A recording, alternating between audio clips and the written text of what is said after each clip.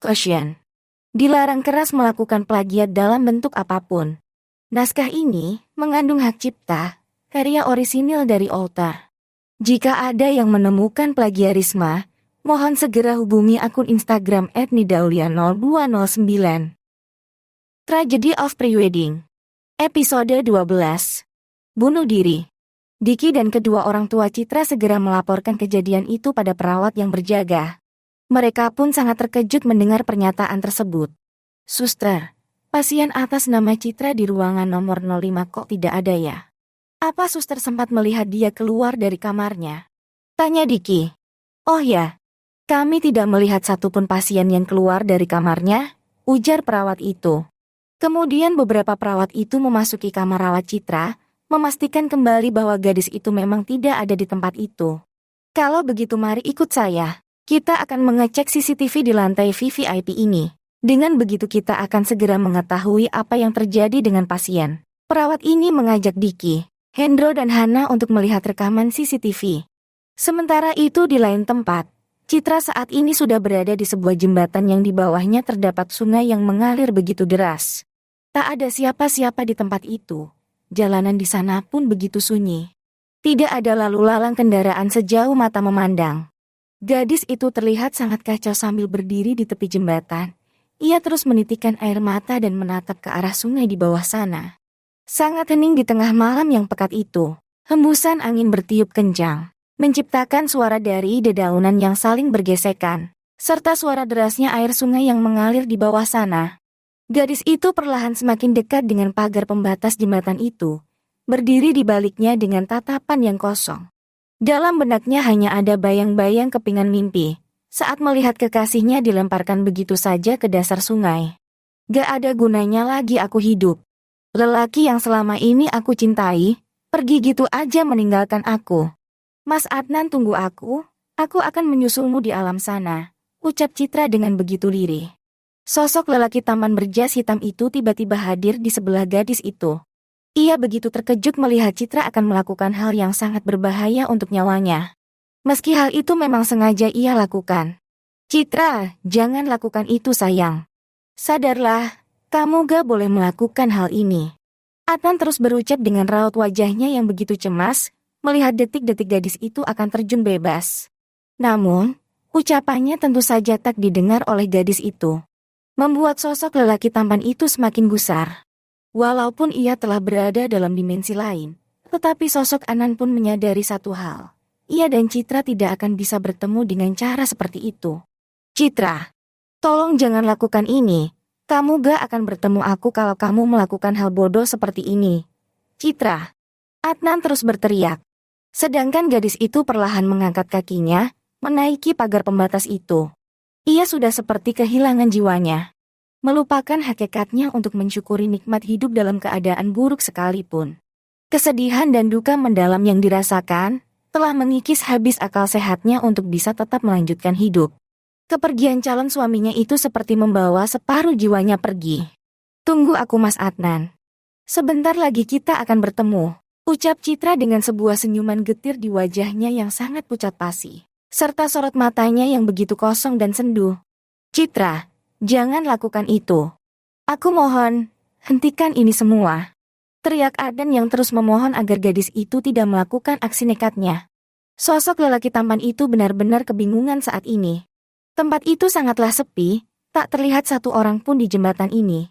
Adnan sangat berharap agar secepatnya ada orang yang melihat Citra lalu menghentikan aksinya itu. Ya Tuhan, tolong gadisku ini. Jangan biarkan dia melakukan hal bodoh seperti itu. Aku mohon Tuhan. Adnan terus memohon dengan sorot wajahnya yang begitu cemas. Sementara gadis itu mulai merentangkan kedua lengannya seraya memejamkan mata. Tolong, tolong, tolong. Teriak Adnan sekeras mungkin, berharap ada orang yang dapat mendengarnya di situasi yang sangat genting ini. Dari arah lain, terlihat sorot lampu kendaraan yang sedikit menyinari pekatnya malam di area jembatan itu. Perlahan sorot lampu itu semakin mendekat. Seorang pengendara sepeda motor melihat ke arah tepi jembatan, yang terdapat seorang perempuan berdiri di atas sana sambil merentangkan kedua lengannya. Waduh, siapa itu? Wah, jangan-jangan mau bunuh diri, Ucap seorang lelaki yang mengendarai sepeda motor itu. Lelaki itu mempercepat laju motornya dan mendekat ke arah gadis yang siap melompat ke bawah sana. Sedangkan melihat lelaki itu, sosok Adnan merasa begitu lega. Setidaknya masih ada waktu untuk seseorang menyelamatkan Citra yang akan terjun bebas. "Hei Nona, kamu lagi apa di situ? Ayo turun."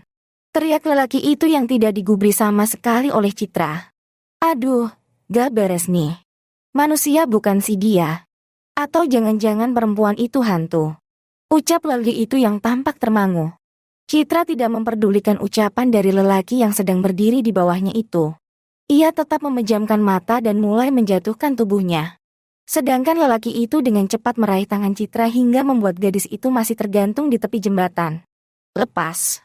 Biarkan aku mati." Pekik Citra sambil bergelayut berusaha melepaskan tangannya dari lelaki yang tengah menolongnya itu. "Kamu ini gila ya? Jangan bodoh dong.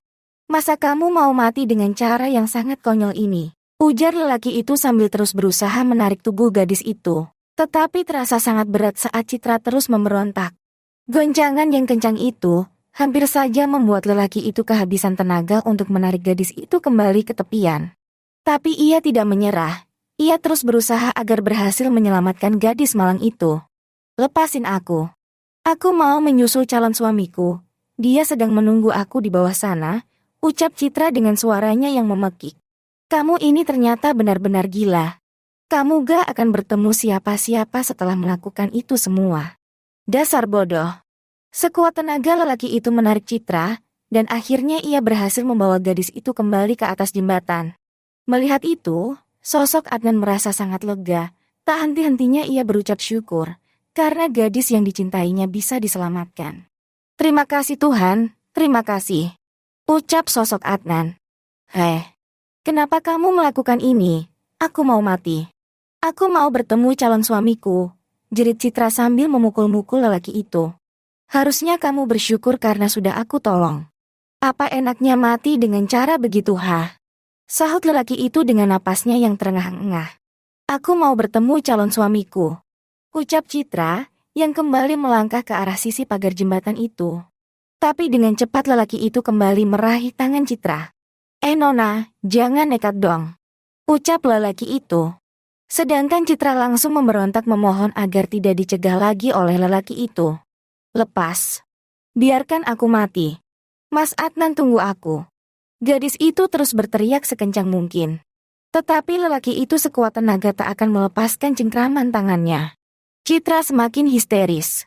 Kewarasannya benar-benar sudah menghilang, membuat lelaki itu kewalahan menghadapinya. Gadis itu terus berteriak dan ingin melompat. Sedangkan lelaki itu terus mencegahnya agar tak melakukan aksi tersebut. "Lepas. Aku mau mati. Lepas," teriak Citra. "Enggak. Aku gak akan membiarkan itu terjadi," sahut lelaki itu dengan raut wajahnya yang sudah sangat tegang. Setelah gadis itu tak henti-henti memberontak, tampaknya ia sudah kehabisan tenaga dan tiba-tiba saja Citra tak sadarkan diri. Membuat lelaki yang menyelamatkannya semakin panik dan cemas. Terlebih tak ada siapa-siapa di tempat yang sangat sepi itu. "Aduh, malah pingsan ini cewek. Gimana dong? Mana sepi banget lagi nih." Lelaki itu tampak sangat resah dan kebingungan. Tapi, memang lebih baik gadis ini pingsan daripada dia masih nekat mau bunuh diri. "Terus gue harus gimana ini ya?" ucap lelaki itu sambil menggaruk-garuk kepalanya yang tidak gatal. Nantikan kelanjutan ceritanya besok.